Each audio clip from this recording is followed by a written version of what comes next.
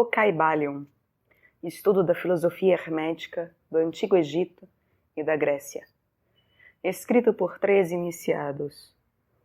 Tradução de Rosabis Camaizar, Editora Pensamento, São Paulo, 23ª edição. Capítulo 13. O gênero. O gênero está em tudo. Tudo tem os seus princípios masculino e feminino. O gênero se manifesta em todos os planos. O Kybalion. O 7º grande princípio hermético, o princípio de gênero, contém a verdade que há gênero manifestado em tudo, que os princípios masculino e feminino estão sempre presentes e em ação em todas as fases dos fenômenos e todos os planos da vida. Neste ponto, achamos bom chamar a vossa atenção para o fato de que o gênero, no seu sentido hermético, e o sexo, no uso ordinariamente aceitado do termo, não são a mesma coisa. A palavra gênero é derivada da raiz latina que significa gerar, procriar, produzir. Uma consideração momentânea mostrar-vos-á que a palavra tem um significado mais extenso e mais geral que o termo sexo. O último, sexo, referindo-se às distinções físicas entre as coisas viventes, machos e fêmeas. O sexo é simplesmente uma manifestação do gênero em certo plano do grande plano físico, o plano da vida orgânica. Desejamos fixar esta distinção nas vossas mentes porque certos escritores que adquiriram uma simples noção da filosofia hermética pretenderam identificar este 7º princípio hermético com as disparatadas, fantásticas e muitas vezes repreensíveis teorias e ensinos a respeito do sexo. O ofício do gênero é somente de criar, produzir, gerar, etc. E as suas manifestações são visíveis em todos os planos de fenômenos.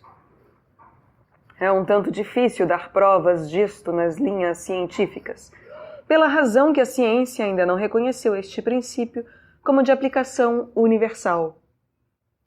Mas ainda assim, várias provas têm provindo de fontes científicas.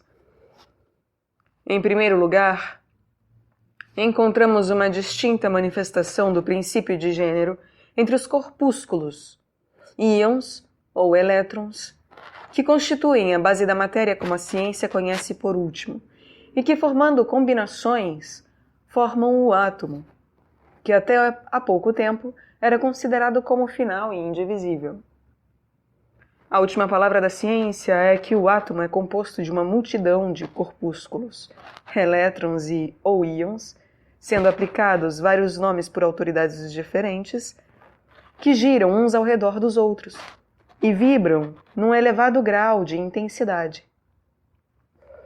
Mas as explicações que seguem mostram que a formação do átomo é realmente devida ao agrupamento de corpúsculos negativos ao redor de um positivo, parecendo que os corpúsculos positivos exercem certa influência sobre os corpúsculos negativos, fazendo estes formarem certas combinações, e assim cria ou gera um átomo. Isto está em relação com os mais antigos preceitos herméticos que sempre identificaram o princípio masculino de gênero como polo positivo e ao feminino com o polo negativo da eletricidade. Agora uma palavra a respeito desta identificação. A mente do público formou uma ideia inteiramente errônea a respeito das qualidades do chamado polo negativo da matéria magnetizada ou eletrizada. Os termos positivo e negativo são, em verdade, erroneamente aplicados a este fenômeno pela ciência. A palavra positivo significa tudo o que é real e forte, comparado com a negativa irrealidade e fraqueza. Nada é ulterior aos fatos reais dos fenômenos elétricos. O chamado polo negativo da bateria é realmente o polo no qual e pelo qual se manifesta a geração ou produção de novas formas de energia. Nada há negativo ao redor dele. As maiores autoridades científicas agora usam a palavra catódico em lugar de negativo. Do polo catódico procedem a imensidade de elétrons ou corpúsculos. Do mesmo polo saem estes maravilhosos raios que revolucionaram as concepções científicas nos últimos 10 anos. O polo catódico é a mãe de todos os fenômenos estranhos que tornaram inúteis os velhos livros e fizeram muitas teorias admitidas serem proscritas do programa de especulação científica. O polo catódico ou negativo é o princípio materno dos fenômenos elétricos e das formas mais sutis da matéria. Já é conhecido pela ciência. Assim, vedes que temos razão quando recusamos usar o termo negativo nas nossas considerações sobre o assunto e insistimos na substituição da palavra feminino pelo antigo termo. Os fatos da condição nos levam a isso, sem mesmo tomarmos em consideração os preceitos herméticos. E assim usaremos a palavra feminino em lugar de negativo, falando deste polo de atividade. Os últimos ensinos científicos são que os corpúsculos criadores ou elétrons são femininos. A ciência diz que eles são compostos de eletricidade negativa. E nós dizemos que são compostos de energia feminina. Um corpúsculo feminino abandona um corpúsculo masculino e toma uma nova direção. Ele ativamente procura uma união com um corpúsculo masculino, sendo incitado a isso pelo impulso natural de criar novas formas de matéria ou energia. Um escritor costuma até empregar a frase, abre aspas, ele a um dado tempo procura, de sua própria volição, uma união, fecha aspas, etc. Este destacamento e esta união formam a base da maior parte das atividades do mundo químico. Quando o corpúsculo feminino une-se com o corpúsculo masculino, começa um certo processo. As partículas femininas vibram rapidamente sob as influências da energia negativa e giram ao redor da última. O resultado é o nascimento de um novo átomo. Este novo átomo é realmente composto da união dos elétrons ou corpúsculos masculinos e femininos. Mas quando a união é formada, o átomo torna-se uma coisa separada, tendo certas propriedades, mas não manifestando muito a propriedade da eletricidade independente. O processo de destacamento ou separação dos elétrons femininos é chamado ionização. Estes elétrons ou corpúsculos são os mais ativos trabalhadores no campo da natureza. Provenientes das suas uniões ou combinações, se manifestam os diversos fenômenos da luz, do calor, da eletricidade, do magnetismo, da atração, repulsão, da afinidade química e o inverso, e outros fenômenos semelhantes. E tudo isso precede da ação do princípio de gênero no plano da energia. A parte do princípio masculino parece ser a de dirigir uma certa energia inerente para o princípio feminino e assim pôr em atividade o processo criativo. Mas o princípio feminino é sempre o único que faz a ativa obra criadora. E isto é assim em todos os planos. E ainda, cada princípio é incapaz da energia operativa sem o outro. Em muitas formas da vida, os dois princípios são combinados em um só organismo. Por esta razão, tudo no mundo orgânico manifesta ambos os gêneros. Há sempre o masculino na forma feminina e o feminino na forma masculina. Os ensinos herméticos contêm muita coisa a respeito da ação dos dois princípios de gênero na produção e manifestação das diversas formas de energia, etc.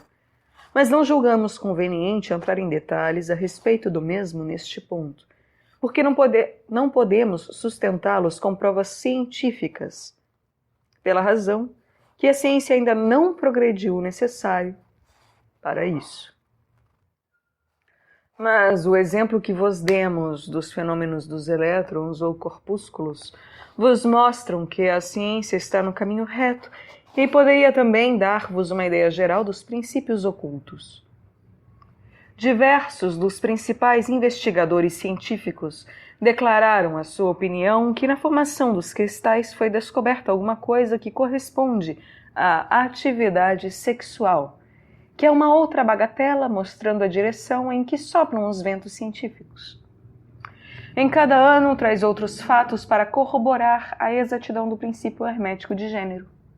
Seria estabelecido que o gênero está em ação e manifestação constante no campo da matéria inorgânica e no campo da energia ou força. A eletricidade é agora geralmente considerada como alguma coisa em que todas as outras formas de energia parecem dissolver. A teoria elétrica do universo é a única doutrina científica e ela está crescendo rapidamente em popularidade e aceitação geral. E assim segue-se que se pudermos descobrir nos fenômenos da eletricidade, levados ao seu princípio e fonte de manifestações, uma clara e infalível evidência da presença do gênero e suas atividades, estamos justificados vos fazendo crer que a ciência enfim deu provas da existência em todos os fenômenos universais deste grande princípio hermético, o princípio de gênero. Não é necessário gastar o nosso tempo com o muito conhecido fenômeno da atração e repulsão dos átomos, afinidade química, os amores e ódios das partículas atômicas, as atrações ou coesões entre as moléculas de matéria. Esses fatos são muito bem conhecidos para necessitar extensos comentários nossos. Mas consideraste alguma vez que todas essas coisas são manifestações do princípio de gênero? Não vedes que estes fenômenos andam ao par com os dos corpúsculos ou elétrons? E ainda mais que isso, não vedes a racionalidade dos ensinos herméticos que afirmam que a verdadeira lei da gravitação, esta estranha atração pela qual todas as partículas e corpos de matéria no universo tendem para as outras, é simplesmente outra manifestação do princípio de gênero que opera na direção da atração da energia masculina e feminina e vice-versa? Não poderemos dar-vos provas científicas disto agora, mas vamos examinar os fenômenos à luz dos ensinos herméticos sobre o assunto e veremos se não tereis uma mais útil hipótese que as oferecidas pela ciência física. Submetei todos os fenômenos físicos ao texto e vereis sempre em evidência o princípio de gênero. Permita-nos agora passarmos à consideração da ação do princípio no plano mental. Muitas ideias interessantes tem nele a sua examinação. Capítulo 14. O gênero mental.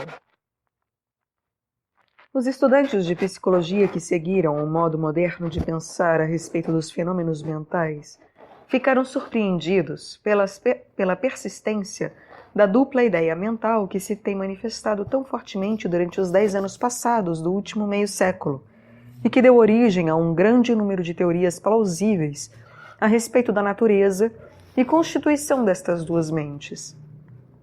Recentemente, Thompson J. Hudson atingiu grande popularidade em 1893, avançando a sua bem conhecida teoria das mentes objetiva e subjetiva, que ele afirmou existir em cada indivíduo. Outros escritores atraíram também a atenção pelas teorias sobre as mentes consciente e subconsciente, mentes voluntária e involuntária, mentes ativa e passiva, etc, etc. As teorias dos diversos escritores diferem entre si, mas permanece o princípio oculto da dualidade da mente. O estudante de filosofia hermética tem provocação de riso quando lê e ouve qualquer coisa dessas novas teorias a respeito da dualidade da mente. Cada escola aderindo tenazmente à sua própria teoria favorita e clamando ter descoberto a verdade. O estudante volta para trás às páginas da história oculta e, nos primeiros elementos dos preceitos ocultos, encontra referências à antiga doutrina hermética do princípio de gênero no plano mental, a manifestação do gênero mental. E examinando mais, ele conclui que a antiga filosofia tinha conhecimento dos fenômenos da mente dual e deu conta disto pela teoria do gênero mental.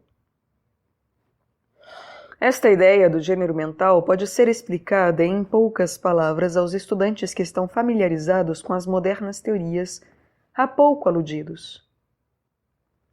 O princípio masculino da mente corresponde à chamada mente objetiva, mente consciente, mente voluntária, mente ativa, etc. E o princípio feminino da mente corresponde à chamada mente subjetiva, mente subconsciente, mente involuntária, mente passiva, etc. Certamente que os preceitos herméticos não concordam com as diversas teorias modernas sobre a natureza das duas fases da mente, nem admitem muitos fatos considerados como sendo respectivamente dos dois aspectos, porque muitas teorias e afirmações são alambicadas e incapazes de resistir ao toque da experiência e da demonstração. Apontamos as fases de concordância simplesmente para o fim de ajudar o estudante a assimilar os seus conhecimentos já adquiridos com os preceitos da filosofia hermética. Os estudantes de Hudson encontrarão no princípio do seu segundo capítulo da Lei dos Pensamentos Psíquicos a proposição que, abre aspas, a mística algaravia dos filósofos herméticos desenvolve a mesma ideia. Fecha aspas. Isto é, a dualidade da mente. Se o Dr. Hudson empregasse o tempo em decifrar um pouco da mística algaravia da filosofia hermética, ele teria obtido grande esclarecimento sobre a função da mente dual. Porém, naquele tempo, as suas obras mais interessantes ainda não tinham sido escritas. Vamos agora considerar os preceitos herméticos sobre o gênero mental. Os instrutores herméticos dão as suas instruções a respeito deste assunto, fazendo seus estudantes examinarem a relação da sua consciência a respeito do seu ego. Os estudantes aprendem a pôr a sua atenção no ego que habita em cada um de nós. Cada estudante aprende a ver que sua consciência lhe dá uma primeira relação da existência do seu ego. A relação é eu sou. A princípio, isto parece ser a última palavra da consciência. Mas um exame um pouco mais profundo descobre que este eu sou pode ser separado ou dividido em duas partes distintas, dois aspectos, os quais, apesar de agirem em uníssono e em conjunto, podem ser separados na consciência. Apesar de a princípio parecer existir um só ego, um exame mais cuidadoso e mais profundo mostra que existe um ego e um eu. Estes gêmeos mentais diferem em característicos e natureza, e um exame das suas naturezas e dos fenômenos que procedem da mesma dará muita luz sobre muitos problemas da influência mental. Permiti-nos começar com uma consideração sobre o eu, que é usualmente tomado pelo ego pelo estudante, até que ele investigue nos acessos da consciência. Um homem pensa do seu ego, no seu aspecto de eu, como sendo composto de certos estados, modos, hábitos, característicos, etc. Tudo o que faz sobressair a sua personalidade ou a seidade conhecida a si e aos outros. Conhece que estas emoções e sensações mudam, nascem e morrem, estão sujeitas aos princípios de ritmo e de polaridade que as levam de um extremo ao outro. Pensam também que o eu é formado de certos conhecimentos reunidos nas suas mentes e formando então uma parte deles mesmos. Então é o eu de um homem. Porém, falamos muito apressadamente. O eu de muitos homens pode ser considerado como consistindo da sua consciência corpórea e dos seus apetites físicos, etc. A sua consciência sendo presa à sua natureza corpórea, eles praticamente vivem nela. Muitos homens ainda consideram o seu vestuário como a parte do seu eu, e atualmente parecem considerá-lo como uma parte de si mesmos. Um escritor disse humoristicamente que, abre aspas, os homens se compõem de 3 partes: o espírito, o corpo e a roupa. Fecha aspas. Estas pessoas ou roupas conscientes perderiam a sua personalidade se fossem despidas da sua roupa por selvagens na ocasião de um naufrágio. Porém, mesmo muitos dos que estão presos à ideia do vestuário pessoal afirmam fortemente que a consciência do seu corpo é o seu eu. Eles não podem ter a ideia de uma seidade independente do corpo. A sua mente parece-lhes ser praticamente uma coisa pertencente ao seu corpo, o que é sempre o contrário. Mas, conforme o homem sobe na escala da consciência, ele se torna capaz de distinguir o seu eu da sua ideia do corpo e de pensar que este, o corpo, é uma coisa pertencente à sua parte mental.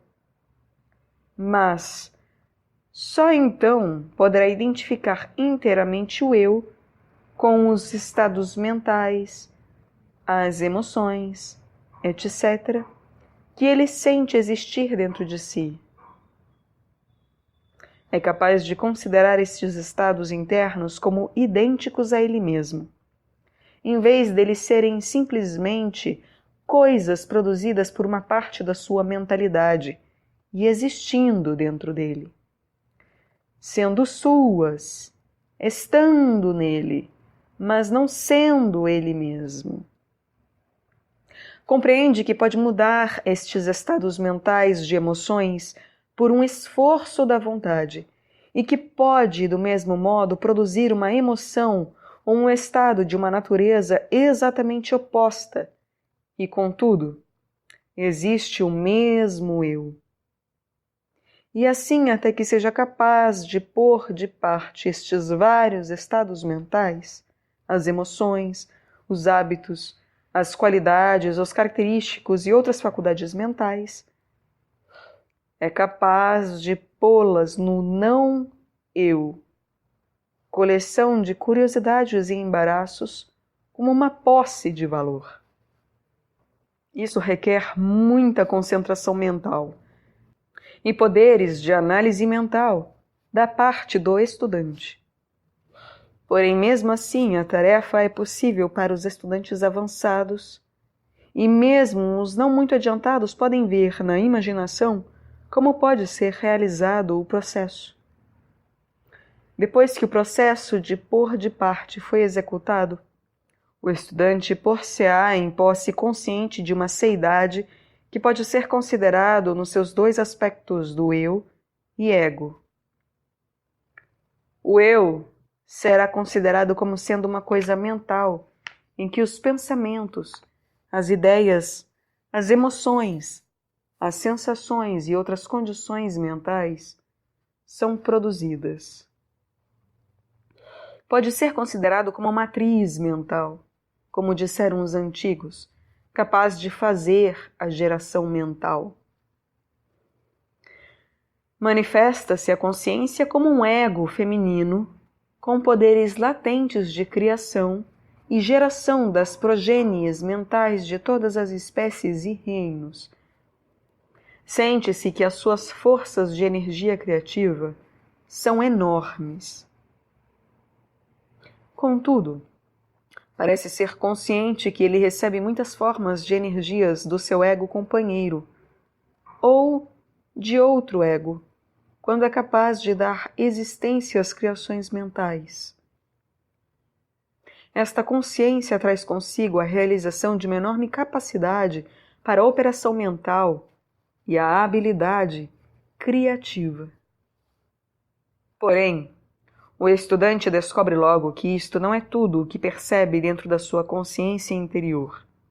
Percebe que existe uma coisa mental que é capaz de querer que o ego feminino acione na direção de certa linha criativa e que também é capaz de sustentar e provar a criação mental. Esta parte deles mesmos dizem ser chamada ego. É capaz de ficar na sua consciência à vontade. Não tem uma consciência de habilitações para gerar e criar ativamente, no sentido do processo que acompanha as operações mentais, mas sim no sentimento e consciência de uma facilidade para projetar uma energia do ego masculino ao ego feminino, um processo de desejo que a criação mental comece e continue. Compreende também que o ego masculino é capaz de sustentar e abrigar as operações da criação mental do ego feminino. Na mente de cada pessoa existe estes dois aspectos. O eu representa o princípio masculino de gênero e o ego representa o feminino. O ego representa o aspecto de existência, o eu, o aspecto de estado. Deveis saber que o princípio de correspondência opera neste plano do mesmo modo que o faz no grande plano em que é feita a criação dos universos. Ambos são semelhantes, porém muito diferentes em grau. O que está em cima é como o que está embaixo, e o que está embaixo é como o que está em cima. Estes aspectos da mente, os princípios masculino e feminino, o ego e o eu, considerados em relação com os conhecimentos dos fenômenos mentais ou físicos, dão a chave mestra destas pouco conhecidas regiões da operação e manifestação mental. O princípio de gênero mental manifesta a verdade que se oculta debaixo do campo total dos fenômenos de influência mental, etc. A tendência do princípio feminino é sempre em receber impressões, ao passo que a tendência do princípio masculino é sempre em dá-las ou exprimi-las. O princípio feminino tem um campo de operação mais variado que o princípio masculino. O princípio feminino dirige a obra da geração de novos pensamentos, conceitos, ideias, incluindo a obra da imaginação. O princípio masculino contenta-se com a obra da vontade, nas suas várias fases. E assim, sem o auxílio ativo da vontade do princípio masculino, o princípio feminino pode contentar-se com a geração de imagens mentais que são resultado de impressões recebidas de fora, em vez de produzir criações mentais originais. As pessoas que prestam uma contínua atenção a um assunto empregam ativamente ambos os princípios mentais, o feminino na obra da ativa geração mental e a faculdade masculina na estimulação e fortificação da porção criativa da mente. A maioria das pessoas empregam realmente o princípio masculino, mas pouco, e contentam-se em viver de acordo com os pensamentos e ideias insinuadas no eu pelo ego das outras mentes.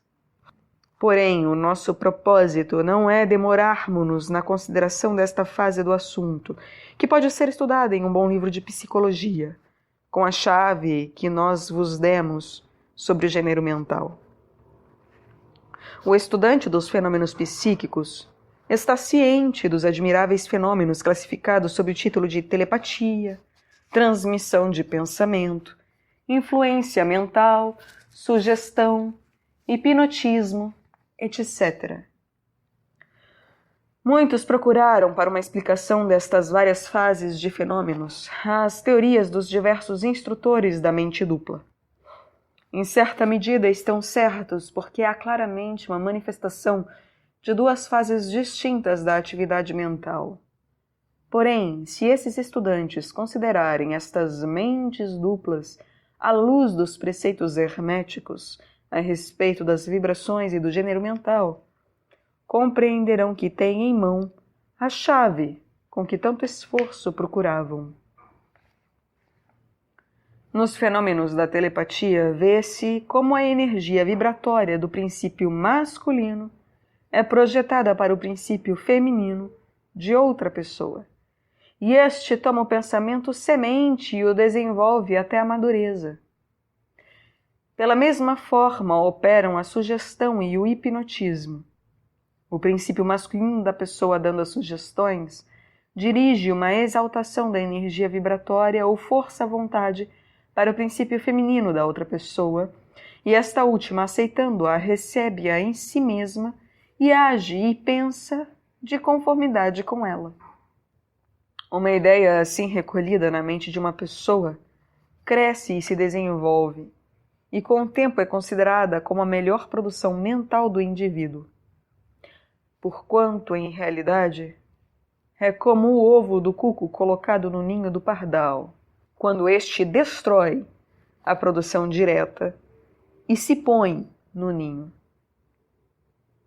O método normal é para os princípios masculino e feminino na mente de uma pessoa coordenar e agir harmoniosamente em conjunção com a de outra.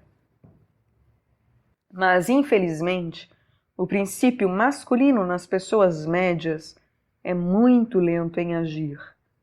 O estendimento da força à vontade é muito vagaroso. E a consequência é que tais pessoas são quase inteiramente dirigidas pelas mentes e os desejos das outras pessoas, as quais ela permite que façam as suas ideias e os seus desejos. Quão poucas ações ou pensamentos originais são realizados pelas pessoas médias? Não são a maioria das pessoas simples sombras e ecos de outras, que têm vontade ou mentes mais fortes que elas? Isso acontece porque a pessoa média vive mais na consciência do seu eu do que na do ego. Está polarizada no seu princípio feminino da mente e o princípio masculino, em que se acha à vontade, é obrigado a ficar inativo e sem emprego. O homem e a mulher fortes do mundo manifestam invariavelmente o princípio masculino da vontade, e a sua força materialmente depende deste fato. Em vez de viver das impressões dadas às suas mentes pelos outros, dominam a sua própria mente pela sua vontade, obtendo a espécie desejada de imagens mentais, e ainda mais dominam do mesmo modo as mentes dos outros. Vede as pessoas fortes, como implantam os seus pensamentos sementes nas mentes das massas do povo, fazendo assim este pensar de acordo com os desejos e as vontades destes indivíduos fortes. Isto é porque as massas do povo são como que criaturas carneiros, não dando origem a uma ideia própria e não empregando as suas próprias forças de atividade mental. A manifestação do gênero mental pode ser observada ao redor de nós todos os dias da vida. As pessoas magnéticas são as que podem empregar o princípio masculino com o fim de imprimir as suas ideias nos outros. O ator que faz o povo chorar ou rir como quer, o faz empregando este princípio. E assim é sucessivamente o orador, o político, o empregador, o escritor ou qualquer pessoa que tenha a atenção do público. A influência particular exercida por algumas pessoas sobre outras é devida à manifestação do gênero mental na direção da linha vibratória acima indicada. Neste princípio, acha-se oculto o segredo do magnetismo pessoal, da influência pessoal, da fascinação, etc. Assim como os fenômenos geralmente agrupados sob o nome de hipnotismo. O estudante que familiarizou-se com os efeitos geralmente chamados psíquicos poderá descobrir a importante parte tomada nos ditos fenômenos por esta força que a ciência denominou sugestão, termo pelo qual se quer significar o processo ou método pelo qual uma ideia é transmitida à mente de outro, fazendo a segunda mente agir de acordo com ela. Uma exata compreensão da sugestão é necessária para se compreender com inteligência os variados fenômenos psíquicos que a sugestão encobre. Porém, o conhecimento da vibração e do gênero mental é ainda mais necessário para o estudante da sugestão, porque todo o princípio da sugestão depende do princípio de gênero mental e de vibração. É costume dos escritores e instrutores da sugestão explicar que é a mente objetiva ou voluntária que faz a impressão mental, ou sugestão na mente subjetiva ou involuntária. Porém, não descrevem o processo, ou não nos dão uma analogia na natureza pela qual possamos compreender melhor a ideia. Mas se quiserdes raciocinar sobre o assunto à luz dos preceitos herméticos, sereis capaz de ver que o fortalecimento do princípio feminino pela energia vibratória do princípio masculino está em concordância com as leis universais da natureza e que o universo natural oferece inúmeras analogias pelas quais o princípio pode ser compreendido.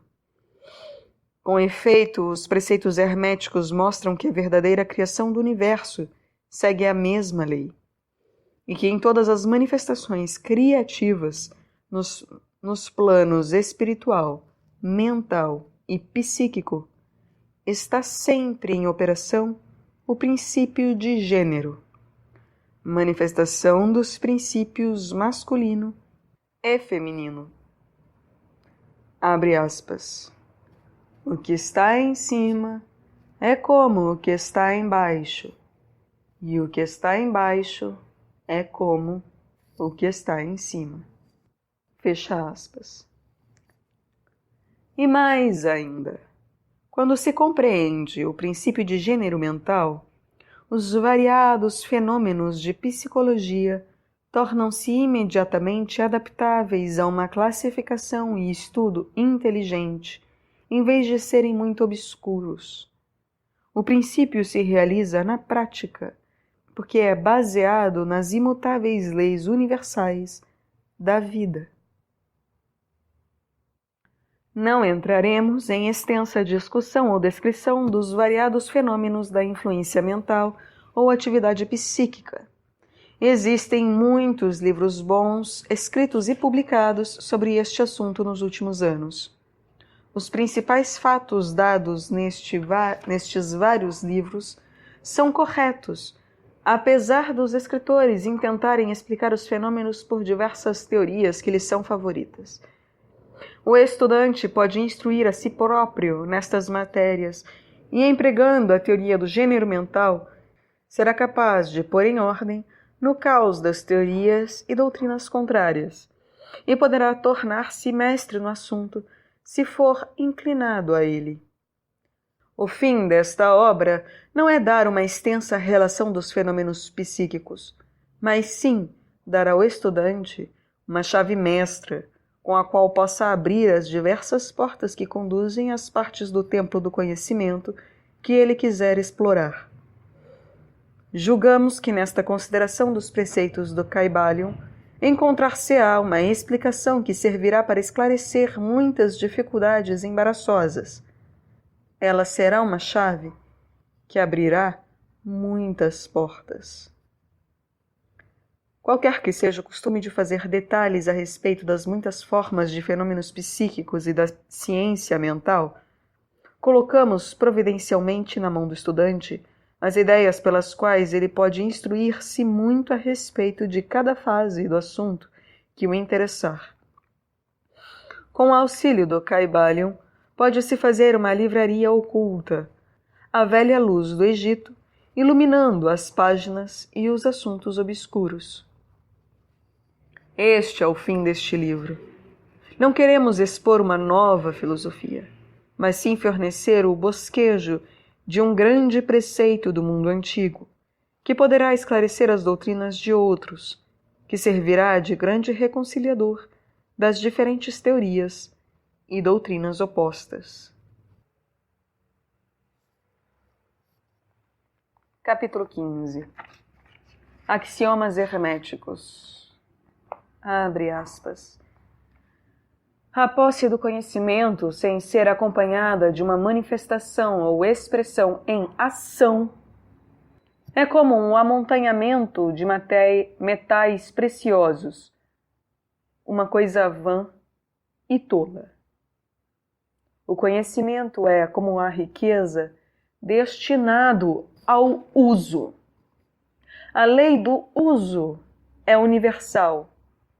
E aquele que viola esta lei sofre por causa do seu conflito com as forças naturais.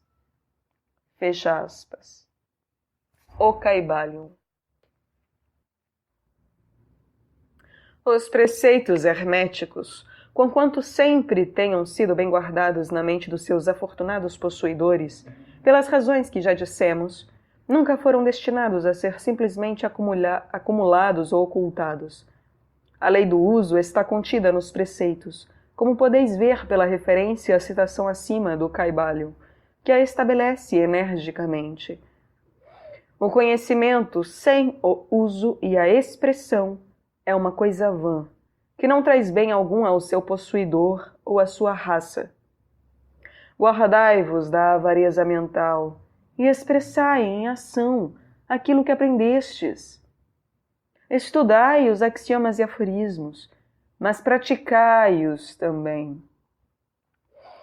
Damos a seguir alguns dos mais importantes axiomas herméticos do Kybalion, com alguns comentários junto a cada um deles. Fazei-os vós mesmos, praticai-os e usai-os, porque eles não são realmente vossos, enquanto não os tiverdes usado. Abre aspas. Para mudar a vossa disposição ou o vosso estado mental, mudai a vossa vibração. Fecha aspas. O Kybalion. Todos podem mudar as suas vibrações mentais por um esforço da vontade na direção determinada, fixando a atenção sobre um estado mais desejável. A vontade dirige a atenção e a atenção muda a vibração. Cultivai a arte da atenção por meio da vontade e aprendereis o segredo do domínio das disposições e dos estados mentais. Abre aspas. Para destruir uma desagradável ordem de vibração mental, ponde em movimento o princípio de polaridade e concentrai-vos sobre o polo oposto ao que desejais suprimir. Destruí o desagradável, mudando a sua polaridade. Fecha aspas. O Kybalion. Essa é uma das mais importantes das fórmulas herméticas. É baseada em verdadeiros princípios científicos. Nós vos dissemos que um estado mental, ou seu oposto, eram simplesmente os dois polos de uma só coisa, e que a polaridade pode ser invertida pela transmutação mental. Este princípio é conhecido pelos psicólogos modernos, que o aplicam para a destruição de hábitos desagradáveis, mandando seus discípulos concentrarem sobre a qualidade oposta. Se fordes possuídos pelo medo, não percais tempo tratando de destruir este medo, mas cultivai imediatamente a qualidade da coragem, e o medo desaparecerá. Muitos escritores exprimiram esta ideia muito claramente empregando o exemplo do quarto escuro. Não deveis tirar a escuridão, mas simplesmente abrindo as janelas e entrando a luz, a escuridão desaparece. Para destruir uma qualidade negativa, concentrai-vos sobre o polo positivo desta mesma qualidade, e as vibrações se mudarão gradualmente do negativo ao positivo, até que finalmente fiqueis polarizado no polo positivo, em vez de no negativo. O inverso é também verdade. Como muitos criaram as suas mágoas, quando puseram-se a vibrar constantemente no polo negativo das coisas. Pela mudança da vossa polaridade, podeis dominar os vossos defeitos, mudar os vossos estados mentais, refazer as vossas disposições e formar o caráter. Muitos dos domínios mentais dos hermetistas avançados são devidos a esta aplicação da polaridade, que é um dos mais importantes aspectos da transmutação mental. Lembrai-vos do axioma hermético, citado previamente, que diz, abre aspas, a mente, tão bem como os metais e elementos, pode ser transmutada de estado em estado, de grau em grau, de condição em condição, de polo em polo, de vibração em vibração. Fecha aspas. O Kybalion. O domínio da polarização é o domínio dos princípios fundamentais da transmutação mental ou alquimia mental, porque, a não ser que adquira a arte de mudar a sua própria polaridade, ninguém poderá influir sobre os que o rodeiam. A compreensão perfeita deste princípio tornará a pessoa apta a mudar a sua própria polaridade, bem como a dos outros, se ela quiser empregar o tempo no estudo e na prática necessária para possuir a arte.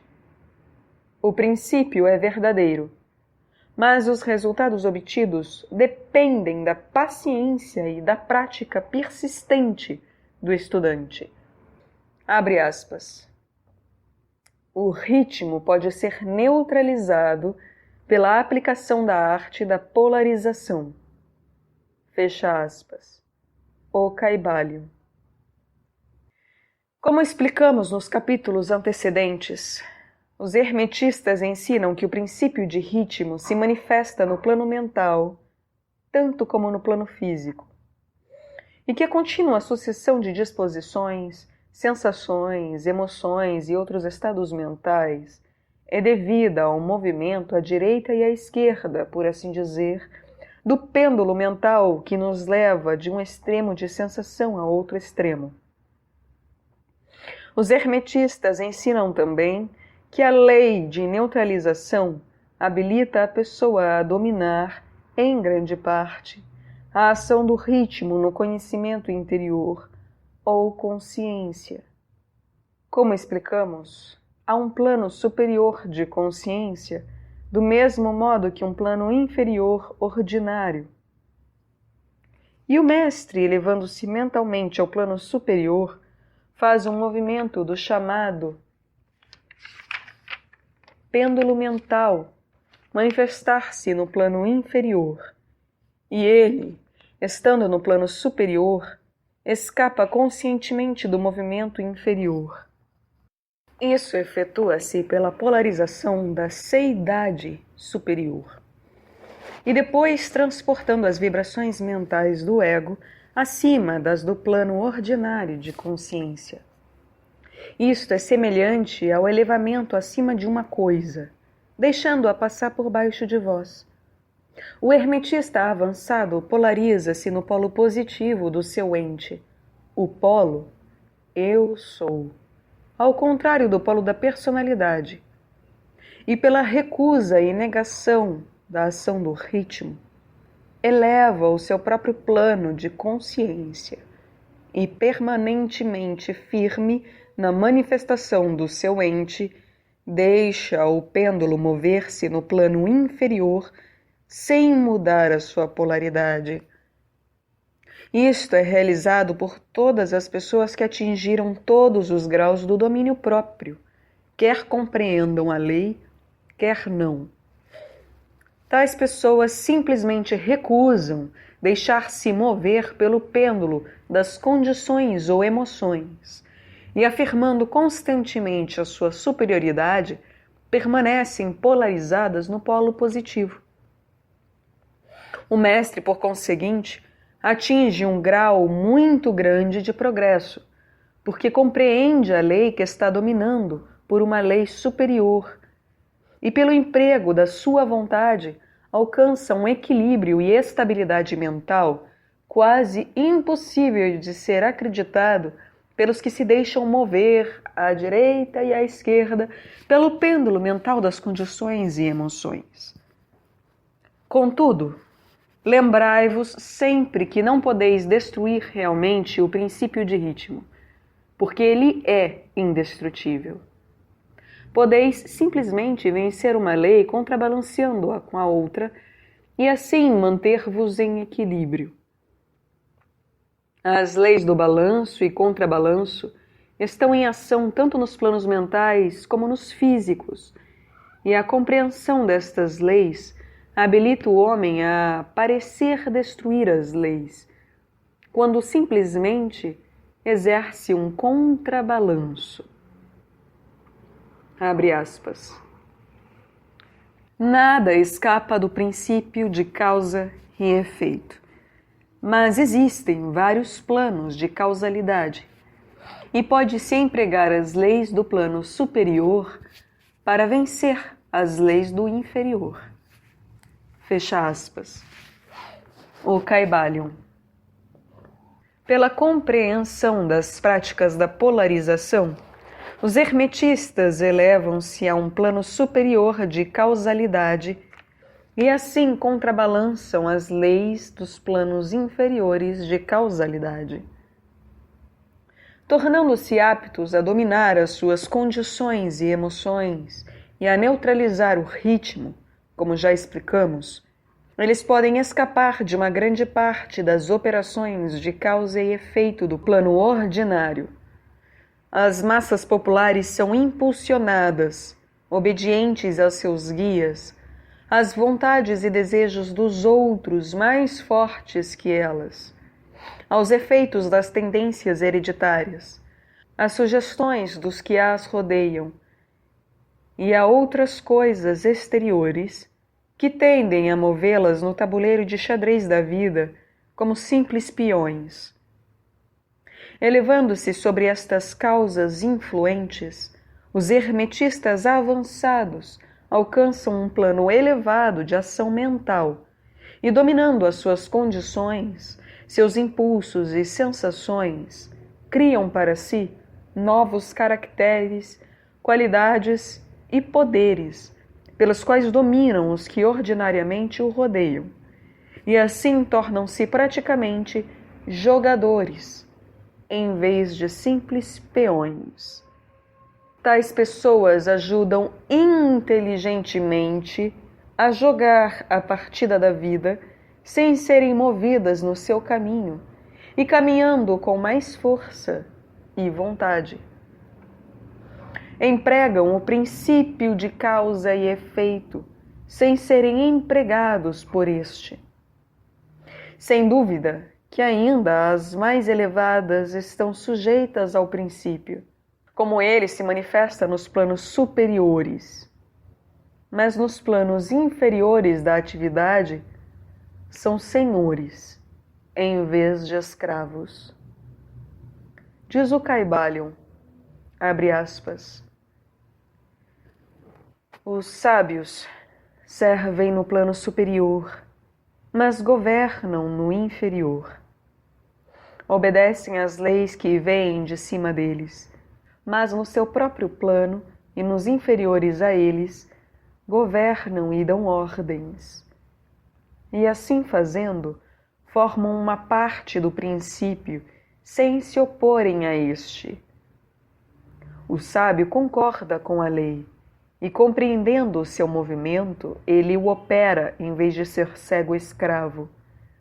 Do mesmo modo que o hábil nadador volta ao seu caminho e faz este caminho conforme a sua vontade, sem ser como a barca que é levada para lá e para cá. Assim é o sábio em comparação do homem ordinário. E contudo, o nadador e a barca, e o sábio e ignorante, estão sujeitos à lei. Aquele que compreende isto está bem no caminho do domínio. Fecha aspas, o Caibalion. Em conclusão, permiti-nos chamar a vossa atenção para o axioma hermético, abre aspas, a verdadeira transmutação hermética é uma arte mental, fecha aspas, o Caibalion. No axioma acima, os hermetistas ensinam que a grande obra de influenciar a sua própria roda é realizada pelo poder mental. O universo, sendo totalmente mental, é claro que só poderá ser governado pela mentalidade. E nesta verdade acha-se contida uma explicação dos diversos poderes mentais que estão tomando muita atenção e estudo nestes primeiros anos do 20º século. Debaixo e atrás do véu das doutrinas dos diversos cultos e escolas, acha-se ainda constantemente o princípio da substância mental do universo. Se o universo é mental na sua natureza substancial, segue-se que a transmutação mental pode mudar as condições e os fenômenos do universo. Se o universo é mental, a mente será o poder mais elevado que produz os seus fenômenos.